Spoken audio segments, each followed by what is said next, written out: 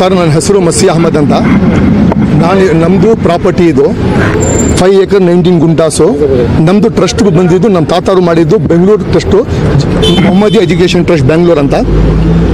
2015 ನಮ್ಮ ತಾತ ತೀರೋದ್ಮೇಲೆ ನಾವೆಲ್ಲ ಕೋರ್ಟಿಂದ ಹೋಗಿ ನಾವು ಡಿಗ್ರಿ ಮಾಡಿಸಿ ನಮ್ಮ ಹೆಸರು ರಿಜಿಸ್ಟ್ರೇಷನ್ ಮಾಡಿಸಿ ನಾವೇ ಸ್ಕೂಲ್ ನಡೆಸ್ತಾ ಇದ್ದು, ಬಿಲ್ಡಿಂಗ್ ಎಲ್ಲ ನಾವೇ ಕಟ್ಟಿರೋದು. ಇಲ್ಲಿ ಏನಾಗಿದೆ ಅಂದರೆ ನಮಗೆ ಹೈಕೋರ್ಟು ಏನು ಆರ್ಡರ್ ಕೊಟ್ಟಿದೆ, ಸ್ಕೂಲ್ಗೆ ಸ್ಟೇಟಸ್ಗೂ ಇರಲಿ, ಮಿಕ್ಕಿದ ಜಾಗದಲ್ಲಿ ಇವು ಬಂದು ತೊಂದರೆ ಕೊಡಬಾರ್ದಂತ ಹೈಕೋರ್ಟ್ಗೆ ಮಿಸ್ಲೀಡ್ ಮಾಡಿದ್ದಕ್ಕೆ ಕೋರ್ಟ್ ಇವ್ರಿಗೆ 5 ಲಕ್ಷ ಪೆನಾಲ್ಟಿ ಕೊಟ್ಟಿದ್ದಾರೆ. ಕೇಸು ಡಿಸ್ಮಿಸ್ ಆಯಿತು ಇವ್ರ ಹಾಗೆ. ತಿರ್ಗಾ ನನಗೆ ಲೋವರ್ ಕೋರ್ಟು ಮೇಹಾಲ್ ಕೋರ್ಟಲ್ಲಿ ನನಗೆ ಏನಾಗಿದೆ ಇಂಜೆಕ್ಷನ್ ಆರ್ಡರ್ ಕೊಟ್ಟಿದ್ದಾರೆ. ನಮಗೆ ಪೊಲೀಸವ್ರಿಗೆ ಹೇಳಿದ್ದಾರೆ ಪ್ರೊಟೆಕ್ಷನ್ ಕೊಡಿ ಫ್ಯಾಮಿಲಿಗೆ ಅಂತ, ಅದೂ ಆಗ್ತಾ ಇಲ್ಲ.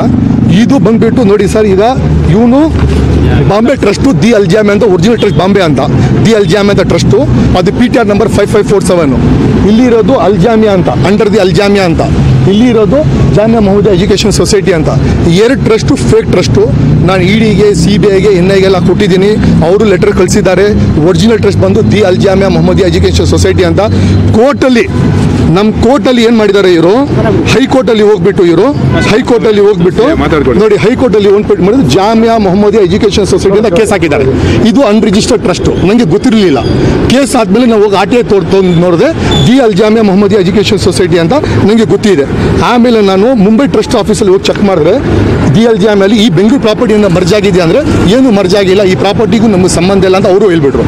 ಈಗ ಏನಾಗಿದೆ ಅಂದರೆ ಇವರು ನೋಡಿ, ಜಾಮಿಯಾ ಮೊಹಮ್ಮದಿಯಾ ಎಜುಕೇಷನ್ ಸೊಸೈಟಿಯಿಂದ 5 ಲಕ್ಷ ರೂಪಾಯಿ ಪೆನಾಲ್ಟಿ ಕೋರ್ಟ್ಗೆ ಮೋಸ ಡೂಪ್ಲಿಕೇಟ್ ಅಕೌಂಟ್ ಟ್ರಾನ್ಸ್ಫರ್ ಮಾಡಿದ್ದಾರೆ.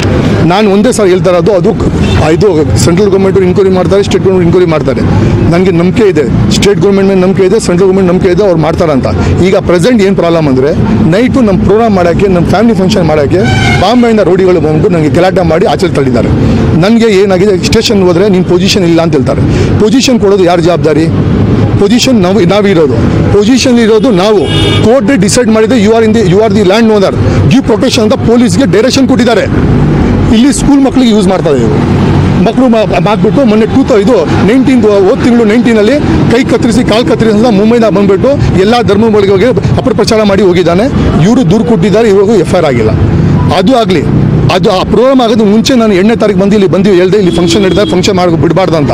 ಅಕಸ್ಮಾತ್ ಬಿಡ್ತಾ ಇಲ್ಲ ಅಂದರೆ ಇಲ್ಲಿ ಅವನು ಈ ಥರ ರಾಂಗ್ ಮಾಡ್ತಾ ಇರಲಿಲ್ಲ. ಈಗ ನಮ್ಮ ಜಾಗದಲ್ಲಿ ನನಗೆ ಫಂಕ್ಷನ್ ಮಾಡಿಕೊಡ್ಬೇಕು.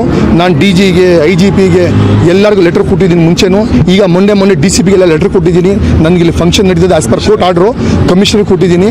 ನನಗೆ ಈಗ ಯಾರು ಬಂದು ಗಲಾಟೆ ಮಾಡಿದ್ರೆ ರಕ್ಷಣೆ ಕೊಡಿ ಅಂತ ಆಲ್ರೆಡಿ ನಾನು ಅಡ್ವಾನ್ಸ್ ಆಗಿ ಎಲ್ಲ ಕಡೆ ಕಂಪ್ಲೇಂಟ್ ಕೂಡ ಎಂಪ್ಲಾಯ್ಮೆಂಟ್ ಕಾಪಿ ಇದೆ ನನ್ನ ಹತ್ರ. ಇದು ಇಲ್ಲಿಗಲ್ ಟ್ರಸ್ಟು, ಈಗಲೂ ಹೇಳ್ತಾ ಇದ್ದೀನಿ. ಆನ್ ರೆಕಾರ್ಡು ಸರ್ಟಿಫಿಕೇಟ್ ಕಾಪಿ ಬೇಕಾದ ಎಲ್ಲ ಪ್ರೆಸ್ವರ್ಗೂ ಕೊಡ್ತೀನಿ ನಾನು.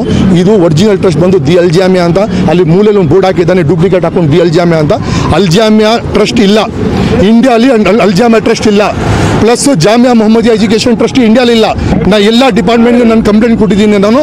ಈಗ ನನಗೆ ಪ್ರೋಗ್ರಾಮ್ ಮಾಡೋಕ್ಕೆ ನನಗೆ ಇಲ್ಲಿ ಗೇಟ್ ಓಪನ್ ಮಾಡೋಕ್ಕೆ ಬಿಡ್ತಾ ಇಲ್ಲ. ಇಂಪ್ರೂವ್ ಮಾಡೋಕ್ಕೆ ಬಿಡ್ತಾ ಇಲ್ಲ. ನಾನು ಎಲ್ಲ ಡಿಪಾರ್ಟ್ಮೆಂಟ್ಗೂ ನಾನು ಇದ್ದವರೆಗೂ ಇಲ್ಲಿಗಲ್ ಆಕ್ಟಿವ್ ಯಾವುದೂ ಮಾಡಿಲ್ಲ. ನಾನು 28 ಅಕೌಂಟ್ ಈ ಡೂಪ್ಲಿಕೇಟ್ ನಡೀತಾ ಇದೆ, ನನಗೆ ಅದನ್ನು ಕೊಟ್ಟಿದ್ದೀನಿ. ಸೆಂಟ್ರಲ್ ಗೌರ್ಮೆಂಟು ಆಶ್ವಾಸನೆ ಕೊಟ್ಟಿದ್ದಾರೆ ನಾನು ಇನ್ಕ್ವೈರಿ ಮಾಡ್ತೀನಿ ಅಂತ. ಸರ್ ನಮ್ಗೆ ಏನಂದ್ರೆ ಸರ್ ನಾನು ಇಲ್ಲಿ ನನ್ನ ಪ್ರೋಗ್ರಾಮ್ ಇಲ್ಲಿ ಮಾಡ್ತಾ ಇದ್ದೀನಿ, ನನಗೆ ರಕ್ಷಣೆ ಕೊಡಬೇಕು ಸರ್. ಈಗ ನಮಗೆ ನೈಟು ಹೊಡೆದು ಆಚೆ ಕಳಿಸಿದ್ದಾರೆ. ನನ್ನ ಜಾಗಕ್ಕೆ ಕೋರ್ಟ್ ಆರ್ಡರ್ ಕೊಟ್ಟಿದೆ. ಕೋರ್ಟ್ ಡಿಸೈಡ್ ಮಾಡಬೇಕು who is in the position, ಬೇರೆ ಯಾರು ಡಿಸೈಡ್ ಮಾಡೋಂಗಿಲ್ಲ ಸರ್. ಅದೇ ಹೇಳ್ತಾರೋದು. ನಮ್ಮ ಹೆಸರು ಶೈನಿ ಅಂತ. ನಾವು ರಾಜ್ಯ ಅಸಂಘಟಿತ ಕಾರ್ಮಿಕರ ಯೂನಿಯನ್ ರಾಜ್ಯ ಅಧ್ಯಕ್ಷರು, ಮಹಿಳಾ ಅಧ್ಯಕ್ಷರು. ನಾವು ಬಂದಿರೋದೇನಕ್ಕೆ ಅಂದರೆ ಅನ್ಯಾಯ ಆಗೈತೆ, ಅದನ್ನ ಕೇಳಕ್ಕೆ ಬಂದಿದ್ದೀವಿ. ನಮಗೆ ಅವರು ಅಣ್ತಂದಿರೋ ಯಾವ ಜನ್ಮದಲ್ಲಿ ಅಣ್ತಂದಿರಾಗಿ ಹುಟ್ಟಿದ್ರೋ ನಮ್ಗೆ ಗೊತ್ತಿಲ್ಲ. ಕಷ್ಟ ಅಂತ ನಮ್ಗೆ ಯಾರಾನ ಮೆಸೇಜ್ ಹಾಕಿದ್ರೆ ನಾವು ಬಂದ್ಬಿಡ್ತೀವಿ. ನಾವು ಹೇಳ್ತಾ ಕೋರ್ಟ್ ಆರ್ಡ್ ಐತೆ, ಕೋರ್ಟ್ ಆರ್ಡ್ ಮುಖಾಂತರ ಅವ್ರಿಗೇನು ಬಿಡಿಸ್ಕೊಡ್ಬೇಕು ಅದನ್ನು ಬಿಡಿಸ್ಕೊಡ್ಲಿ. ಅವ್ರೇನು ಅನ್ಯಾಯವಾಗಿ ಹೋಗಿ ಕುತ್ಕೋತಾ ಇಲ್ವಲ್ಲ. ಕಾನೂನು ಪ್ರಕಾರ ನಾನು ಕಂಡ ಪ್ರಕಾರ ಟೇಷನ್ ಅಲ್ದಿದ್ದಾರೆ. ಟೇಷನಲ್ಲೂ ಅವ್ರಿಗೆ ನ್ಯಾಯ ಸಿಕ್ಕಿಲ್ಲ. ಹೋಗಿ ನೀವು ಅದು ತನ್ನಿ ಇದು ತನ್ನಿ, ಅವ್ನು ಯಾರ ಪಾಕಿಸ್ತಾನ ಮಾಡಕ್ ಬಂದಿದ್ರಲ್ಲ ಸರ್, ಅವತ್ತೇ ಇವ್ರು ಕಂಪ್ಲೇಂಟ್ ಹೇಳಿದ್ರಲ್ಲ. ಪಾಕಿಸ್ತಾನಲ್ಲಿ ಏನ್ ಪಾಕಿಸ್ತಾನ ಮಾಡ್ಬೇಕು ಅಂತ ಕರ್ನಾಟಕದಲ್ಲಿ ಬಂದು ಅವ್ನು ಪಾಕಿಸ್ತಾನ ಮಾಡಕ್ ಕೊಟ್ರೆ ನಾವು ಬಿಟ್ಬಿಡ್ತೀವ ಕರ್ನಾಟಕ ಜನ. ಮೊನ್ನೆ ನಾವು ಬಂದಾಗ ಅವ್ನು ಹೆಂಗ್ ಬಾಯಿ ಬಂದಂಗ್ ಬೈತಾ ಇದ್ದಾನೆ. ಅದು ಹಿಂದಿ ಅವ್ರ ಭಾಷೆಯಲ್ಲಿ ಬೈತಾ ಇದ್ದಾರೆ. ಕರ್ನಾಟಕದಲ್ಲಿ ಕನ್ನಡ ಮಾತಾಡ್ಬೇಕು ಅವರು. ಏನೋ ಅವ್ರ ಭಾಷೆಯಲ್ಲಿ ಮಾತಾಡಿದ್ರೆ ನಮ್ಗೆ ಅರ್ಥ ಆಗಲ್ಲ. ನಮ್ಮ ಭಾಷೆ ಅಕ್ರಮವಾಗಿ ಇಡ್ಸ್ಕೊಂಡಿದ್ದಾರೆ ಜಾಗನ. ಪಾಪ ಅವ್ರ ತಾತನ ಆಸ್ತಿ ಅವ್ರಿಗೆ ಬಿಟ್ಕೊಡ್ಲಿ. ಕಾನೂನು ಏನೈತೆ, ಕಮಿಷನರ್ ಕಂಪ್ಲೇಂಟ್ ಹೋಗೈತೆ, ಎಲ್ಲಾ ಆಫೀಸಲ್ಲೂ ಎಲ್ಲಾ ಕಡೆನೂ ಅವ್ರು ಕಂಪ್ಲೇಂಟ್ ಕೊಟ್ಟಿದಾರಲ್ಲ. ಕೋರ್ಟ್ ಆರ್ಡರ್ ಮುಖ್ಯನಾ, ಜನಗಳ ದುಡ್ಡಿನ ಮೇಲೆ ಹೋಗುತ್ತಾ ಸರ್? ಅಂದ್ರೆ ಬಡವರು ಬದುಕಬಾರ್ದ? ಅವ್ರು ಬೇರೆ ಆಸ್ತಿಗೆ ಅವ್ರು ಕೈ ಹಾಕಿಲ್ಲ, ಅವ್ರ ತಾತನ ಆಸ್ತಿಗೆ ಅವ್ರು ಕೈ ಹಾಕಿದ್ದಾರೆ. ಅವ್ರ ತಾತನ ಆಸ್ತಿಗೆ ಅವ್ರು ಕೈ ಹಾಕಿದ್ದಾರೆ. ಅವ್ರ ತಾತನ ಆಸ್ತಿ ಅವ್ರು ಬಿಡಿಸ್ಕೊಳ್ಳಿ, ಅವ್ರ ಸ್ವಂತ ಜಾಗ ಅವ್ರು ಬಿಡಿಸ್ಕೊಳ್ಳಿ. ಅಷ್ಟೇ ನಾವು ಕೇಳ್ತಾ ಇರೋದು. ಅನ್ಯಾಯ ಆಗಬಾರ್ದು ಯಾರಿಗೂ. ಕರ್ನಾಟಕದಲ್ಲಿ ಮಾತ್ರ